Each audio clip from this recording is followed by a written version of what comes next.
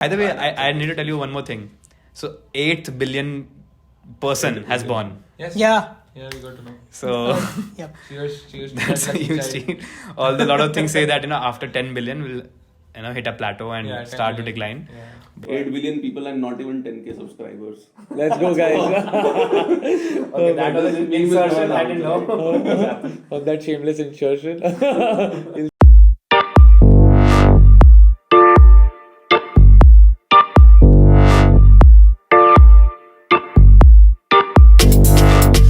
Hi everyone, welcome back to the Synapse Pod. We have our usuals here. Paras is back, Ayush, Avinash, and I'm your host Chirag. Today we want to discuss with you about a couple of topics. In last week, a lot has transpired with respect to Twitter, with respect to the things which are happening with the crypto world, FTX. For many of you who don't know, the third largest crypto exchange got bankrupt, and all its related companies as well. So we're going to talk deep dive a little into that and all the related topics. We thought we'll get back to the here and now, since we've been discussing about a lot of future stuff in the last couple of pods. Back to present. And next week we are hoping to have a great guest with us as well. So we're going to keep you updated on that, right? So guys, coming back to Twitter, Elon finally completed his takeover of Twitter via a lot of legal pressure from the Twitter's legal team. That transaction that went through. So what do you guys think? What is the kind of scenario at Twitter right now? What are the kind of sentiments of the employees? Are there layoffs, firings which are happening? And so what's happening? What do you guys? I want to tell you about the first podcast we ever did. We discussed about Twitter acquisition. Yes, Yeah. we did. And I remember one of the takeaway was it a cheap sale? You were mentioning that It might be a cheap sale, right? It can be much more valuable than this in the coming Did it times. happen at similar price? Like 44? That's Yeah, similar it happened at the same. Now- 420. Yeah. So a lot of discussion happened on now he wants to make his money back with the $8 thing and the verified and the fiasco of originals and or I don't know what's all going on. So what is this $8 thing, Avinash? If you can just explain it for our audience. Actually, nobody understands that in the first place. There's a lot of ambiguity on that.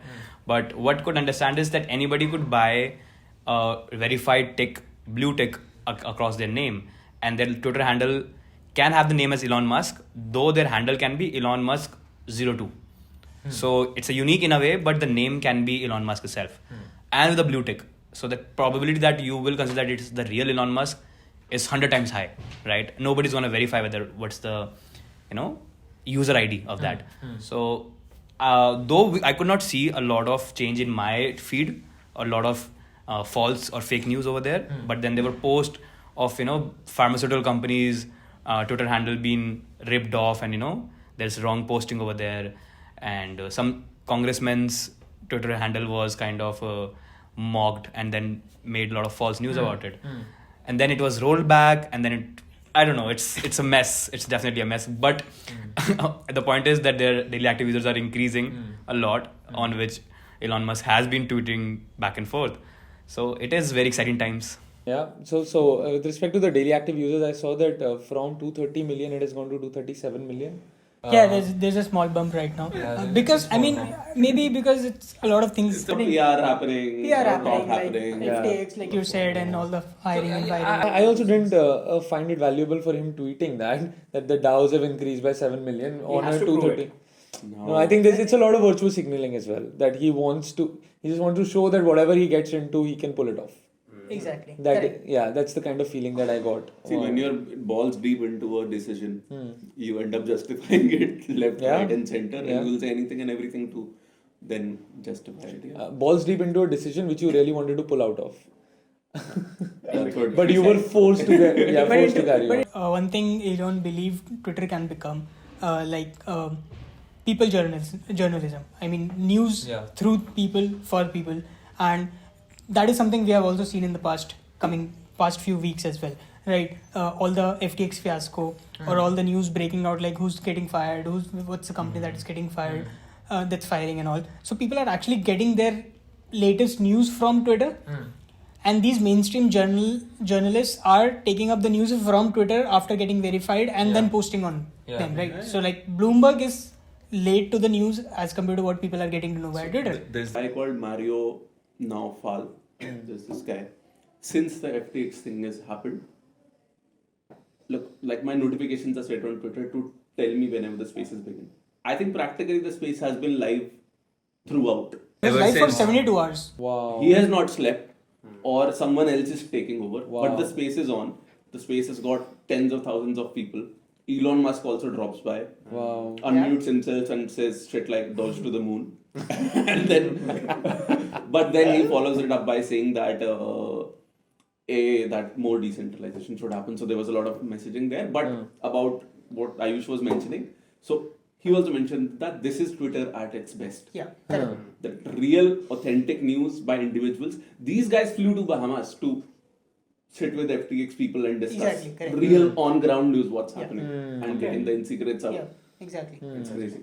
But guys, tell me one thing. guys, we don't want to hop onto FTX right now. We'll come to that. But Is Donald Trump back or not? I am confused. Donald so Trump many- is going to contest the next that I election. know. So the thing is that Elon only clarified that he will come back after going through the required due diligence, which will be applicable for anyone who has been suspended in the past. But he also agreed that the kind of suspension that has happened in the past was too strict, too harsh. So they will have to have a better policy of suspending someone and not permanently banning someone, which happened with Donald Trump. So he clarified that he doesn't know when he'll come back, but he will come back. So he's not. He's not back Because I yet. saw on so Twitter. many right? profiles with Donald Trump, I get confused sometimes. Correct. That's the issue that Elon. That's the reason why Elon rolled back the $8 blue tick program, and he just tweeted today, I think few hours back, that they're gonna come back with the same program by 29 November with a robust plan. Yeah. Right. So, So- that was the idea. So just a pro and con analysis on this Donald Trump thing, right? So if I have to come from a pro angle of or a con angle of eliminating Donald Trump last time from Twitter, the con angle is of course like, then what is freedom of speech, right? If there is a central authoritarian government or such an entity, suddenly like the most powerful person in the world was the president of the United States, right? Sitting president, and suddenly there is an entity, a company, which could shut him off. So suddenly you realize that he is not the most powerful person in the world. The entity may be, right? That's the con, like freedom of speech. But the pro was again with respect to like his goons who entered the Capitol and false information that he was yeah. So the false information, trying to overthrow the existing democracy. So looking at it from both angles, I feel there is no absolute truth or objective right. Every amendment, whether the first amendment of freedom of speech, it does come with its own, I would say, directives of what does freedom of speech means in a lot of context, right? It means that it should be factually correct. It means you should not be hurting someone's religious sentiment. So when you talk about freedom of speech, it comes with a lot of salient features, which people should follow. Correct. But technically, how can it be implemented in a way? So, and if you leave it to the majority of the people, whether it should be decentralized, whether it should be centralized, it's like a never-ending topic in a way. Yeah. So what will be the moral code of conduct for individual? Is the question, right? Yeah. Exactly. How wrong decides? is wrong enough to block? Yes. Is the borderline that defines morality. Who defines it? Right? Is it getting Who defined implements by? Is it getting defined by majority of people or a set of people who are Or making the rules or representatives I am bloody sure that the people who found Donald Trump in the last election as derogatory or not right for democracy, right? Their representation on Twitter would definitely be in the minority as compared to the woke Americans who were especially in the middle part of America, and who voted for Donald Trump, and it was pretty evident that they got him elected. So I feel so again coming back to that topic of what is the objective truth or right? What is objective right? Does majority consensus is the only way? How do we decide consensus in such kind of a situation where we are talking? If someone is voting for someone and that person goes on to do bad things, you cannot hold the first person accountable that you voted the bad behavior. That person voted the person to do good things, but the person did the bad things. So I mean, going back to the same situation, like why did these people vote for Donald Trump is not the right argument, because Yeah. they didn't expect that these things to happen. If you'll ask, and if you'll go back and ask those people, will they again vote for Donald Trump knowing what he is capable of doing? And if then they say yes, then that's a different question altogether, which I don't think will happen. So no, so what I meant was, now that looking at the present statistics, which I was also reading, that the likelihood of him coming back is very low, because suddenly there is an overwhelming distrust in the way he ran the government, in the people who also voted for him. A lot of But rich this men. is your social media circle showing Yeah. you. No, these are some graphs essentially. I think I saw some on Bloomberg. Yeah. I don't know if it is Democratic or Republican, but I mean, every Yeah, but- media is. But at the end of the day, it's a private entity. It has to abide with the rules of the land Yeah. in which they are gonna be live. So anyhow, whatever you can portray, whatever you can tweet about it, that it's gonna be a free platform, it's gonna be a Yeah. people's journalism and all. Yeah. But it has to follow the directive, Right. right? And if it's in India, it has to follow whatever the government has set, the rules and regulations set. But what about the layoffs, guys? Twitter is laying off. Apple has done a hiring freeze almost, right? Twitter has laid off 75% of the workforce or something. like that. Yeah, and In India, In India? no. No. Globally? 75% globally. More than 50%. India, definitely, mostly they have already laid off. India? Yeah. Too less. So recently got to know Stripe is also firing. Which is Amazon? Amazon is firing. 11,000. Meta is Meta is fired firing. 13%. So what do you guys think? What is happening? We of course predicted this in our in a lot of pods. In fact, we've been talking about recession right, left, center. Right? We predicted the layoffs. But how do you categorize this? What kind of wave are we in with respect to a full-blown recession? With respect to layoffs happening? How do you see? Do you see a recovery in the market? What do you guys predict? So what I believe that, so first of all, whatever happening, we definitely talked about it, but the scale of the firing or the layoff that is happening is really, I mean, unimaginable. Yeah. It hasn't happened during the .com crash Hmm. at that particular time as well by the big companies, I would Yeah. say. Putting What- the statistics there, in Yeah. the entire year of the first depression, it was 108k that was laid off. In just one last quarter, 120k has been laid off. What is the first depression? 2008.com bubble. That No, crash. 2001. Sorry. .com bubble. Yeah, that's .com bubble, 108k. 108k. Oh, that's okay. Working population also must So have what I increased. believe Maybe that similar. what I believe that all these companies, Facebook, big bets on metaverse, Amazon, big bet on home services, Prime, and all those things. So they've hired massively in the past few years during the pandemic and after that, and now all the big companies are also realizing that the kind of demand that they were having previously is not there anymore, right? Like Amazon has been making losses in the past few months, right? So these are the kind of things, the demand plateauing or degrowing of the demand, and the losses that companies are making are forcing them to prevent their cash from burning at a higher rate. So they are eventually preventing their cash to burn at a higher rate. They'll they'll stop all the risky bets that they were taking since the past few months, and that is what we are seeing right now, that these massive layoffs are not actually happening, maybe not be happening from the core products, but all the risky bets that companies were taking left, right, and center. Yeah. I think in the month of April it was when there was a proper newsletter released by Sequoia, A16Z, YC and all, in which they were kind of directing their portfolio companies to make sure to save their cash. So it's, again, if you look at it happened, it was announced in March or April and we're sitting in November. So people did predict it pretty early. Correct. So with respect to these layoffs, I also heard that Twitter has also stopped any free lunches. So and they're asking people to pay for them as well. Yeah, I mean it's interesting. Now it's a No private more the playground. Google dream. People Google used will to still continue. Google, of course. People used to just go to these bloody companies for free lunches. I've been there. That's oversimplification, but okay. No, but about the mass layoffs, I think what is happening is there's a lot of uncertainty that came with COVID. Fortunately, people were more optimistic than pessimistic probably, which also rose to a lot of new projects being heavily betted upon. Yeah.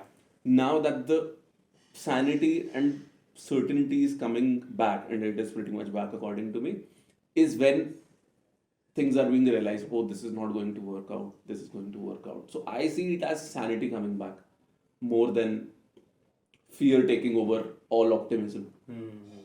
Like, it's in lines with what Yeah, you were saying. correct. It's like sanity is coming back. Correct. I can draw some parallels with a very grassroots level. So there are a lot of manufacturers, people that I'm connected to. So in the last 2 years of the pandemic, when their demand was less, they were still optimistic about the fact that, it will come up like heavily just after things will start open. And it didn't. So the point was, whatever they were, stretching themselves thin with the idea that, okay, this wait will be worth it, didn't become worth it when things opened up. So technically, I know a lot of small, medium enterprises which have actually not been able to pay back to the creditors, and they are actually declaring bankruptcy. So everything is a reflective on a bigger scale, right? When these people who are not able to justify their cost, you can very well assume that it can be extrapolated to them as well. Yeah. So there's also a Big Four, like one of the branches of a fan company in India that we work with closely at Leaf.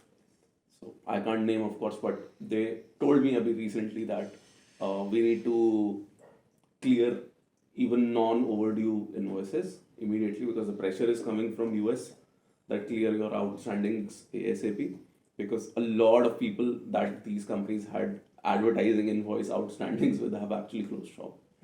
So the shit is real. Oh yeah. Shit is real. So that A makes, lot of yeah. things are so actually being- that, receivables being that written makes off. me curious that all the news that we are hearing right now are global companies firing people.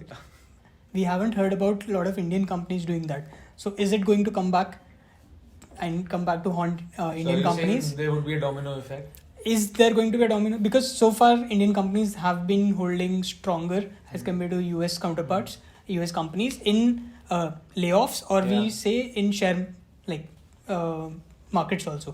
Right? And they have been having stronger foothold right now. But is it going to get disrupted or not? Is something. I actually at times feel that big companies on Indian stock exchange are very, very scared of the government to do mass layoffs. Probably they want to do mass layoffs, but India is very sensitive to mass layoffs. Correct. And they are very close to government. So even if they want to do it, they'll probably take a hit of 12 months if they can afford it, rather than doing a mass layoff. Of They must 10, be 12, doing if Where they is coming scale. from? Like, No, where what are I'm- you going to sustain that? A mass recruiter not doing layoffs in India Infosys, is a TCS. big shady thing for me, because if these guys are laying off and they are outsourcing their business to US, To them. Yeah. to exactly. these US companies, like these US companies are outsourcing their work to companies like these big companies, TCS. IT companies in India, which are mass recruiters. They are laying off, but they are not laying off. So I find it very shady. Like, what's maybe- happening? but that's- Like, what's Maybe, happening? but that's the point now. That's the point. So a lot of people were saying that Twitter will be casted as a blacklisted company for the Silicon Valley people, because they will not believe in it again. There were a lot of tweets about it that the world is a market now. The remote thing came in. So I think that contractual part might be more lucrative than having people on the payroll, because when you have payroll, you have to do a lot of We other are things. seeing the demand shift. The payroll management things, the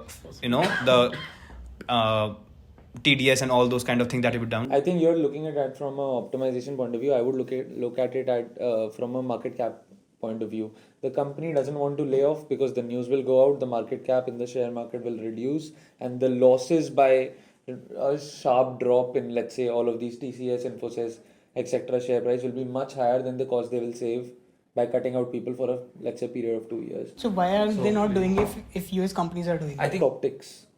That's what I feel. Optics for Optics for the market.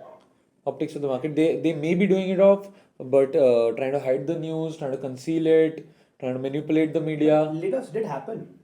I'm not able to recollect. I can only recall in startups. I cannot recall if TCS ever laid off 10% of its people. That would be lakhs of people. Or if you have Flipkart, you have big Yeah. companies as well, right?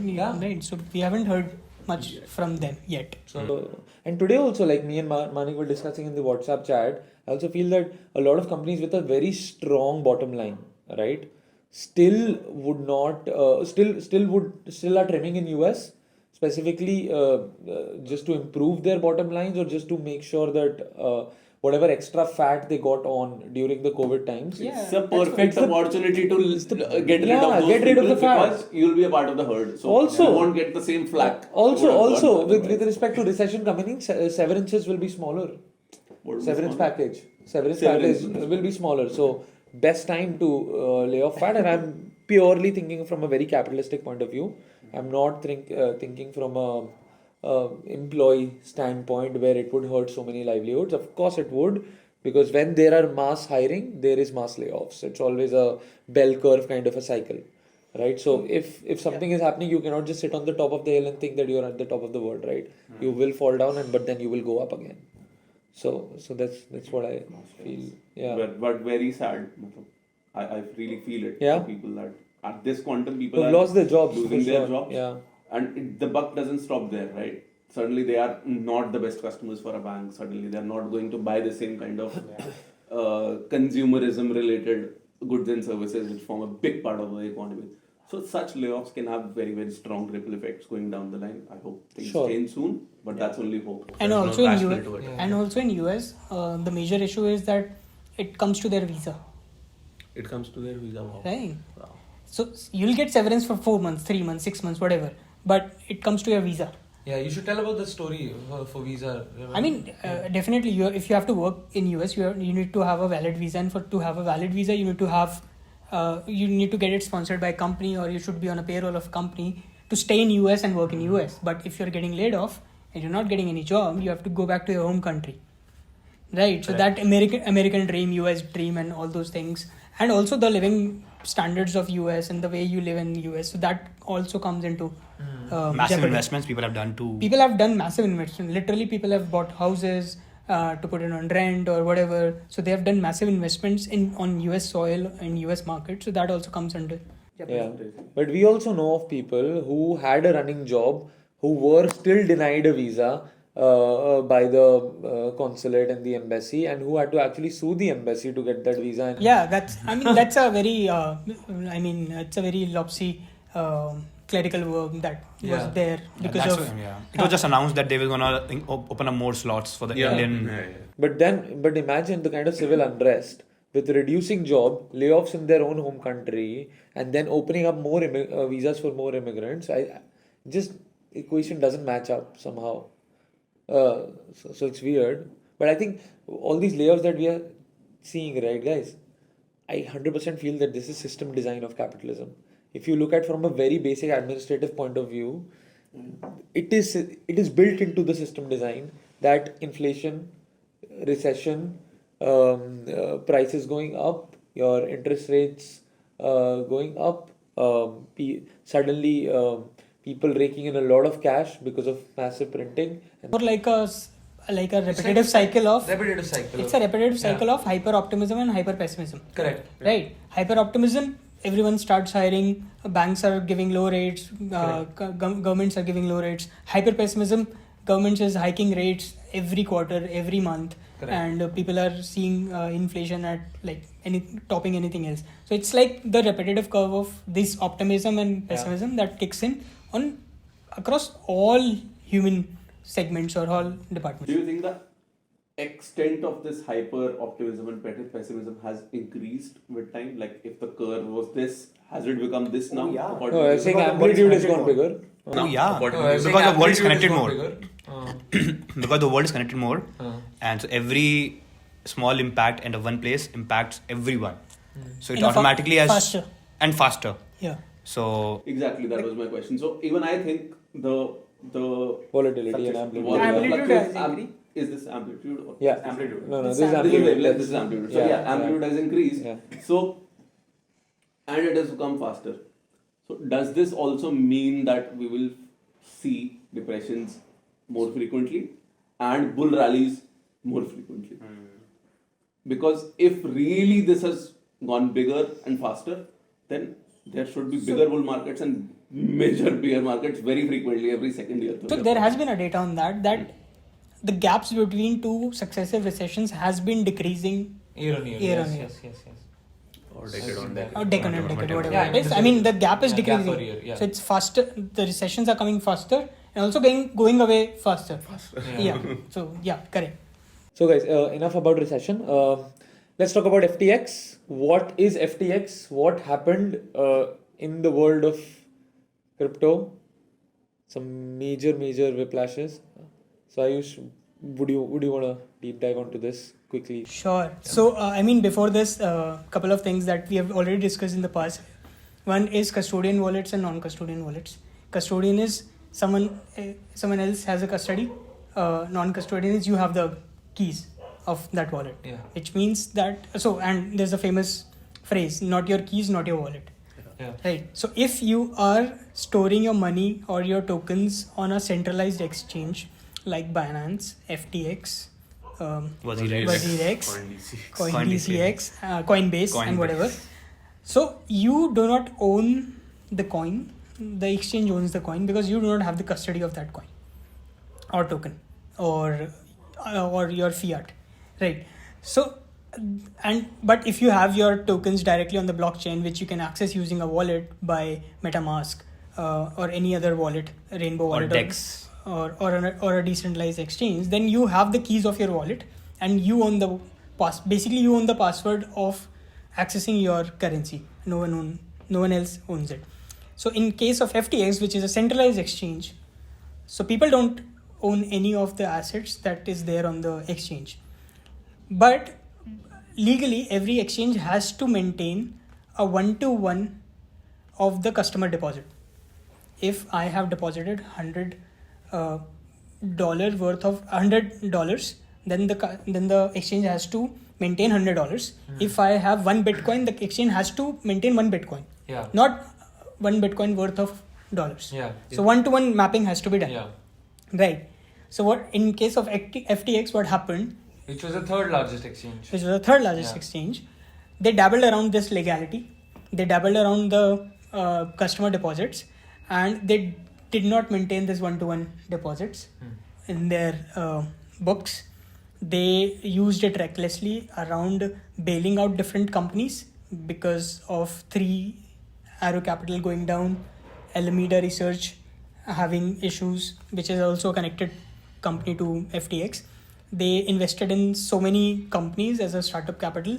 They bought $40 million worth of place in Bahamas, whatever. They were spending money recklessly here and there. They were investing here and there, but it was not their money.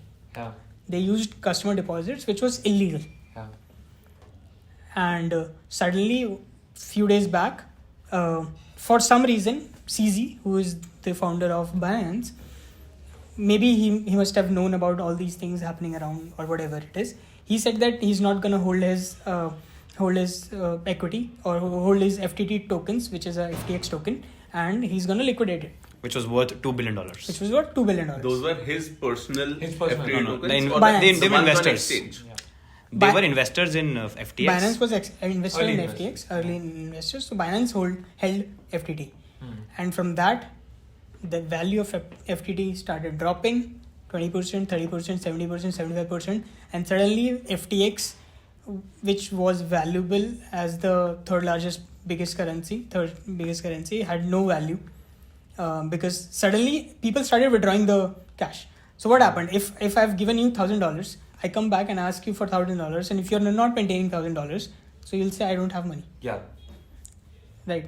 So that's what happened with FTX. Yeah. Suddenly, so many people started withdrawing money. Their founders, Sam Bankman-Fried, keep telling that we have all the money with us. Until like 2-3 days ago. Until like 24 hours before, he was saying all assets are protected, all withdrawals are protected, but it was not the case. Identical with Loom. Yeah. When the Loom guy tweeted that capital coming, don't worry, infusing more capital. Luna guy. Sorry, Luna. Yeah. Exactly. Dopan. Yeah. So it's weird. So that was the FTX fiasco. It went down. All the 100 plus entity connected to FTX, all There were 250 something. entities which got bankrupt on they filed 250, and with the fucking identical names of Almeida this, Almeida X, Almeida Y, Almeida Z, and all. See, it was his family hedge fund. Alameda was started by by Sam Yeah. only in 2017. He was a trader. And So One of the Alameda, most genius traders, arguably. correct. So he started Alameda, which was a AMM market maker, and then in 2021 he started FTX, which catapulted to become the third largest. And what about the kind of management team at FTX? If I mean, you could yeah, say a definitely. little about that. See, you can. I mean, we should definitely talk about what all wrong has happened in this whole FTX thing. But as people are talking, and even I strongly believe the silver lining here, which I think is a very fucking thick silver line, is that this is going to push people to decentralization like no other conversation has done in the past. Suddenly, this will make people realize how unsafe centralized exchanges are. See, I've always said that centralized exchanges are not even crypto or Web3. They are Web2 companies trying to make money off this industry. Yeah. So, centralized exchange going down only speaks good about the whole Web3 as an industry, the whole non-custodian preferences of people. And I'm very sure it is going to push millions of people, if not lesser, to holding their own tokens with their own keys. Their keys, their tokens. That is going to happen like never before. No conversation, not even Elon Musk's tweet could have done this level of change which is now going to come with respect to people the moving collateral away damage from is centralized The exchanges. collateral damage is huge. It's too big. It's like But 30 billion dollars. $30 billion wiped out. But I would like to say two things over here. First is that in this entire scam, they have maintained their books such that it never showed up anything in the system. Actually, no one was there to question them. They didn't have it? a proper board. They didn't have proper auditing. So the thing is that due diligence regulations were so since they were not highly regulated, they were doing 95% of their operations out of Bahamas, which was very loosely regulated. So there was no question about auditing things. Yeah. Right. to Their what's chief happening. compliance officer was the compliance officer of previous kind of a betting company, right?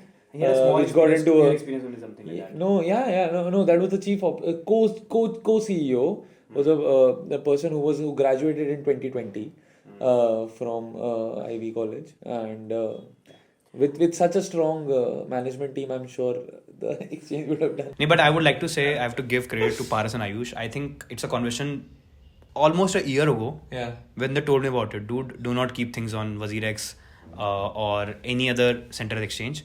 And literally for the 1 year, I have never been there. It's either in MetaMask or in some other places, but not on a central exchange. So I think that awareness was brought to me by these guys well before time. I could.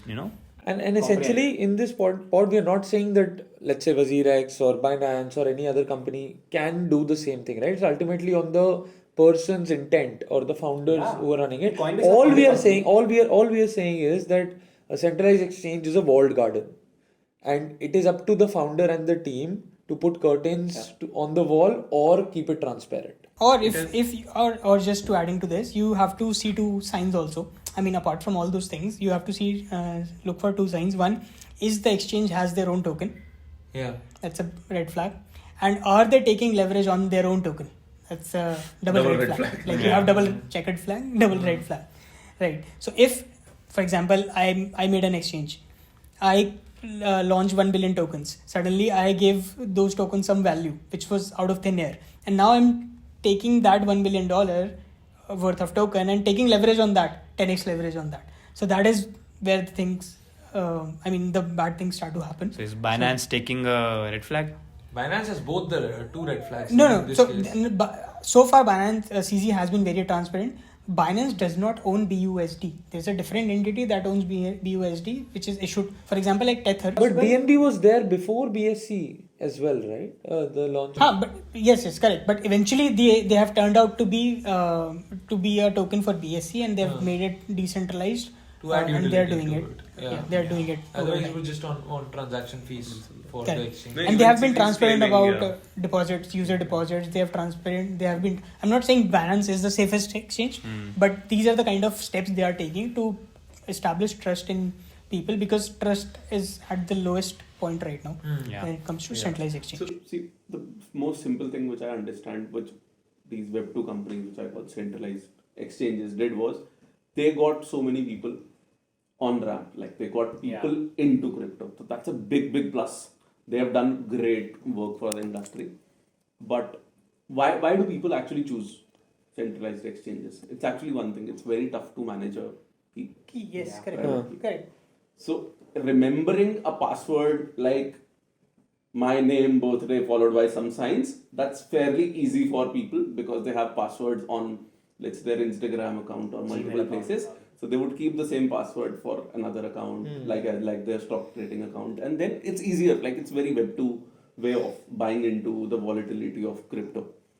But the flip side, which they don't understand, it is that this token that they hold is only as safe as the exchange and only as stable as the exchange itself. If the exchange goes down, nothing stays. Yeah, you can't recover it. Even your stock, even your shares that you buy off the stock market, they are not in custody of the exchange. Oh yeah. Zerodha does not hold your HDFC Bank share. Yeah. That's in your, what do you call it? NDSL, some. Yeah, correct. So there's a custodial separate company which By is, the government, which is affiliated and everything, which very well controlled and Yeah. regulated. So the exchange is not holding. It's just facilitating it. Yeah. So this thing I think did not exist in crypto centralized exchanges, Sure. probably because there were a lot of grays around the regulation. I think this is what sort of killed it all. Probably this could be a good solution for people who want to come onto centralized exchanges, that at least make custody. That is the kind of regulations that people are also pushing forward to. That two things going to happen. One, the adoption of your own keys, your own wallet will increase. Like decentralized adoption will increase, and the centralized exchanges are going to be more regulated. The problem is that the US does not have clarity on the regulation when it comes to crypto, and that is what is making people, 95% of the people are trading outside US, like Coinbase. That is the data from Coinbase. So they are losing out on a lot of customer in US, and as US is going to regulate better, I think the whole of the world is going to adopt similar regulations. There'll be a playbook to copy, right? So Correct, exactly.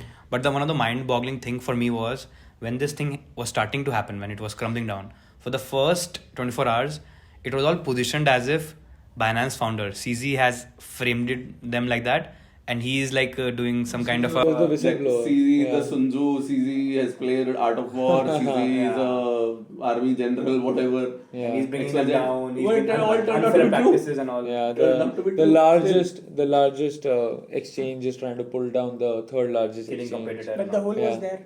But Absolutely, the hole was definitely there. In fact, I need what I mean to say is not only that what you guys are saying, like centralized, being more regulated and all.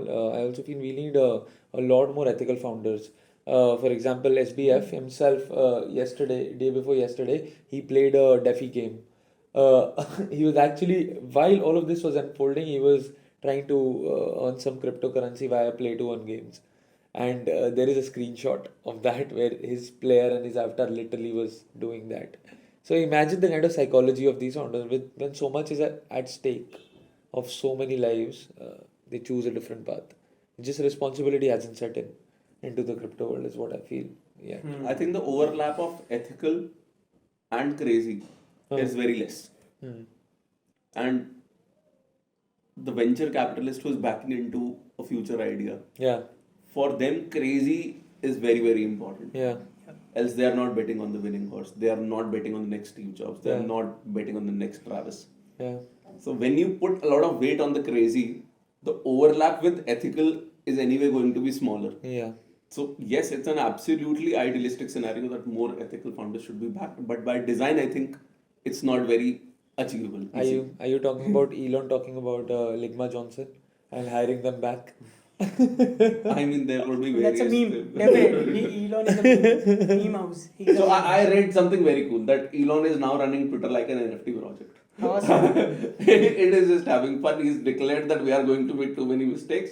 The frequency of mistakes will keep increasing, and then now he can get away with anything. But this $8 Twitter thing honestly felt to me, it gave me a nostalgia of Tata Nano.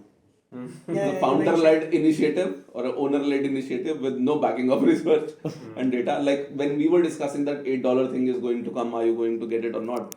I was like, yeah, sure, you'll have to pay $8, but you will get verified first. So it's not going to be overnight. Yeah. Things are going to happen. I assumed that at least this much sanity will stay because blue tick meant verified. Yeah. Blue tick didn't mean anything Yeah. else. Yeah. So it meant verified. So if you give verification without verifying, Correct.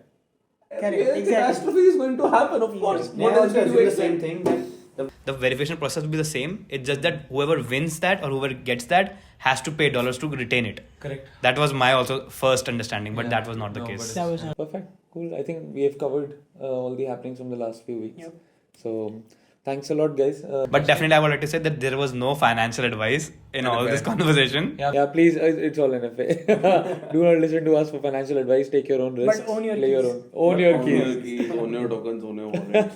Play your And own. I read something very cool, like specifically about this week, that at times what happens in a week trumps what happens in a decade. True. So this past couple of weeks have been like I felt a like that. lot has Yeah. happened. Yeah. A lot has Correct. happened. No, yeah, to be like on the top of your game, dude. We have to read a lot.